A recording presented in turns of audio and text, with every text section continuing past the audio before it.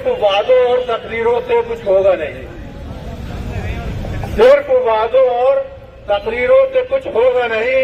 अब तो कुछ करके दिखाना बहुत जरूरी है, अब तो कुछ करके दिखाना बहुत जरूरी है।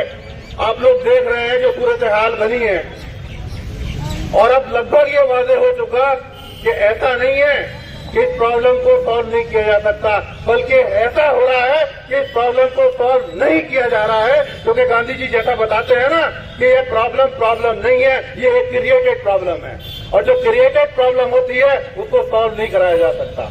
आप देखिए कि आपके साथ में चल क्या रहा है, और जैसा अभी यहाँ पे कहा गया कि धरना एडमिनिस्ट्रेशन, हम लोग ये धरना एडमिनिस्ट्रेशन के खिलाफ नहीं लगाए हुए हैं, हम लोग ये धरना एडमिनिस्ट्रेशन के जो कर्मी हैं वो हम पे जो जुल्म कर रहे हैं उस जुल्म के खिलाफ लगाए हुए हैं। हमारी राय किसी एडमिनिस्ट्रेशन से, एडमिनिस्ट्रेशन कौन है? एडमिनिस्ट्रेशन हम लोग हैं, कर्मचारी हैं हम। जब भी एएमयू प्रशासन की बात आती है तो हम लोग शामिल हैं, सैलरीज हम लोग बनाते हैं, प्राइस हम लोग आगे बढ़ाते हैं, हर जगह एडमिनिस्ट्रेशन के नाम पर कर्मचारी तो हैं, हम लोग हैं, लेकिन जो उसकी आड़ में हम अपना काम कर रहे हैं, लेकिन हमारी फाइल पे काम नहीं किया जा रहा है। ये आप काम नहीं कर रहे, इसीलिए हम लोग अपना काम रोक के सिर्फ इतना बता रहे हैं कि आप काम नहीं कर रहे हो तो अब हम भी काम नहीं करेंगे। शौक नहीं, मजबूरी है, ये काम हम लोग मजबूरी में कर रहे हैं। अगर आप हमारे वादे पूरे कर चुके होते, अगर आपने हमारे हाथ दे दिए होते। अच्छा, एक मजे की बात देखिए कि मीटिंग पे मीटिंग हो रही है हमारे, क्योंकि इंसान वही होता है जिसमें इंसानियत पाई जाती हो। थोड़ा रास्ता आप लोग दीजिए। ये जो बाबे सैयद पर सिक्योरिटी वाले हैं, ये एम्बुलेंस वगैरह को पीछे से निकाल दें, क्योंकि पब्लिक ज्यादा है और ये यहाँ पर ट्रैफिक जाम है, तो अब कोई भी वो है वो यहाँ से डाइवर्ट कर दें।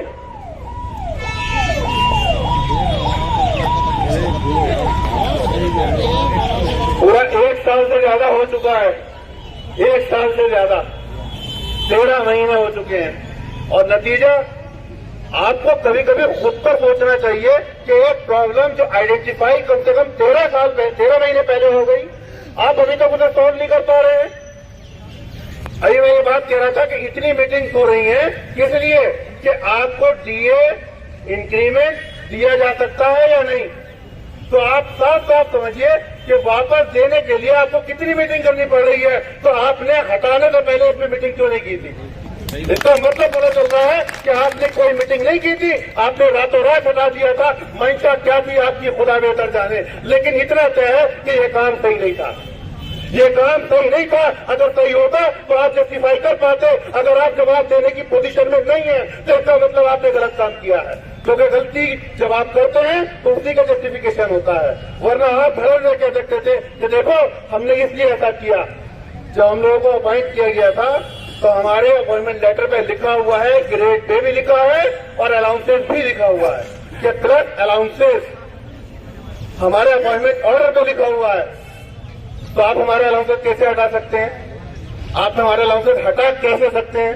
आप बिल्कुल नहीं कर सकते।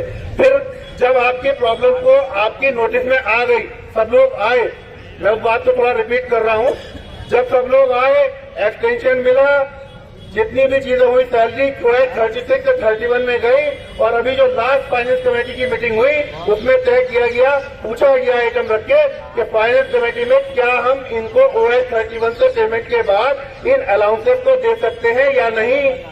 यहाँ बैठे, यहाँ खड़े जितने लोग हैं इसका जवाब जानते हैं, इसका जवाब है नहीं, क्योंकि आप OS 31 से अलाउंसेस नहीं दे सकते।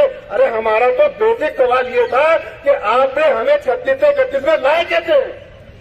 अगर आप हमें 31 में लाए नहीं होते तो ये अलाउंसेस के लिए आपको पूछना नहीं पड़ता। तो आप हमें 36 में वापस कीजिए, क्योंकि बिना किसी एडमिनिस्ट्रेटिव ऑर्डर के आप हमें 36 में हटा के 31 में लेके आए। दूसरी चीज, 23 तारीख को जो इसी हुई उसमें हाई पावर कमेटी की मीटिंग पे डिस्कस, कमेटी की रिपोर्ट पर डिस्कस करना था। हाई पावर कमेटी 24 जून 2023 को बनाई गई थी। 2.5 महीने का वक्त दिया था कि इनकी प्रॉब्लम दूर कीजिए। हाई पावर कमेटी ने 2-2.5 महीने में 15 सितंबर को अपनी रिपोर्ट सबमिट कर दी। आपने उस पर कोई काम नहीं किया। बाद में एक वर्ड लोगों के जरिए सुना पड़ा कि बैटिंग होनी है साहब। वहां बात यह हुई थी कि 2 डेट निकल के आई थी। 23 जनवरी 2021 लास्ट ईसी जो कुंवर आदिल अली की हुई, और 15 सितंबर 2023 लास्ट जिस दिन एसपीसी की रिपोर्ट सबमिट हुई कि उस दिन जिसके भी 10 साल हो जाएंगे उसका रेगुलराइजेशन हो जाएगा।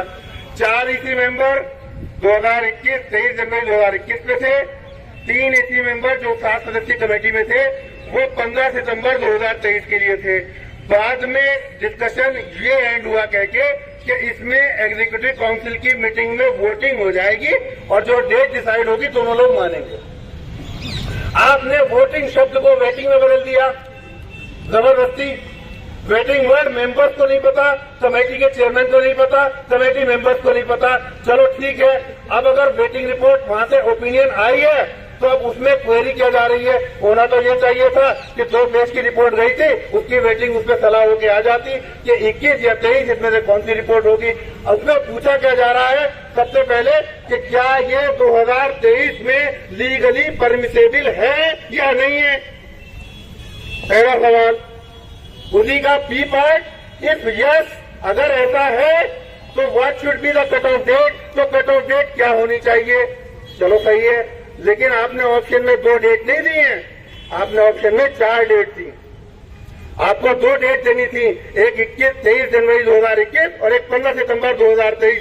आप उसमें दे रहे हैं पहली डेट 10 अप्रैल 2006 जजमेंट डेट, जिस दिन उमा देवी का जजमेंट आया। दूसरी डेट 29 अगस्त 2015 जिस दिन आपने कंप्लायंस रिपोर्ट सबमिट की। तीसरी डेट 23 जनवरी 2021 जिस दिन कुंवर आदिल की स्क्रीनिंग कमेटी हुई। चौथी डेट 15 सितंबर 2023 जिस दिन हाई पावर कमेटी की रिपोर्ट सबमिट हुई। अब आप वकील से क्या उम्मीद करते हैं कि वो क्या कहेगा? वो बहुत मोटी सी बात कहेगा जो वकील कहते हैं। उसने लिखा कि कुंवर देवी के जजमेंट में जजमेंट की डेट तो लिखी है मगर कट ऑफ डेट नहीं लिखी है। तो इस बारे में आप लोग अपने बात में सोचिए और मिनिस्ट्री से राब्ता कायम करके लीजिए। अब सबसे अच्छी बात यह है कि ये लेटर 1 अप्रैल 2014 में मिनिस्ट्री ने भेजा था कि आप ये लागू कीजिए, और 29 अगस्त 15 में बिना इम्प्लीमेंट किए आपने झूठी कंप्लायंस रिपोर्ट भी भेज दी कि साहब हम कंप्लायंस कर रहे हैं। कहने का मतलब ये है कि मिनिस्ट्री में जब आप पूछने जाएंगे तो क्या मिनिस्ट्री नहीं कहेगी अरे अभी तक किया नहीं है तुमने, अरे हमने तो 1 अप्रैल 14 में कहा था। 10 साल से तुम कर क्या रहे थे? तुम 10 साल से कर क्या रहे थे? मिनिस्ट्री आपसे पूछेगी नहीं। आप उस डेट को जिस दिन ईसी ने सबमिट की है 2 डेट 23 जनवरी 2021 और 15 सितंबर 2023 उसको ईसी में रखिए, तत्काल प्रभाव से ईसी में डेट फाइनल हो और हम लोगों का रेगुलराइजेशन का ऑर्डर निकालिए। और यही इस प्रॉब्लम का हल है, क्योंकि जब रेगुलराइजेशन हो जाएगा आप ऑटोमेटिकली 36 में आएंगे, अलाउंसेस और सारी चीजें आपको मिल जाएंगी। अब दूसरी बात, ये हड़ताल हम क्यों कर रहे हैं? क्योंकि ये वाला काम नहीं किया जा रहा है।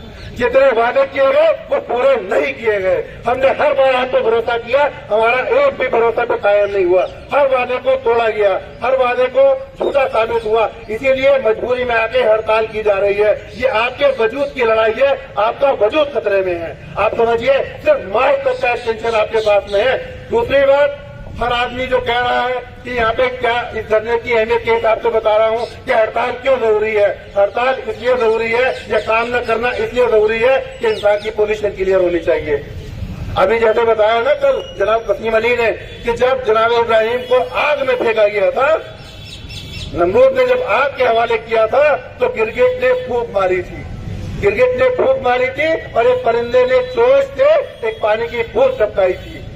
ना तो परिंदे की पानी की बूंद से आग डाउन हो सकती है, आग नहीं ठंडी हो सकती थी, और ना ही गिरगिट की बूंद से आग बढ़ सकती थी। आग की तेजी में कोई फर्क नहीं आने वाला था, लेकिन इससे उनकी पहचान हो रही थी, उनकी पोजीशन क्लियर हो रही थी कि कौन क्या कर रहा है, कौन जुल्म के तालिब है, कौन जुल्म के साथ है और कौन जुल्म के खिलाफ है।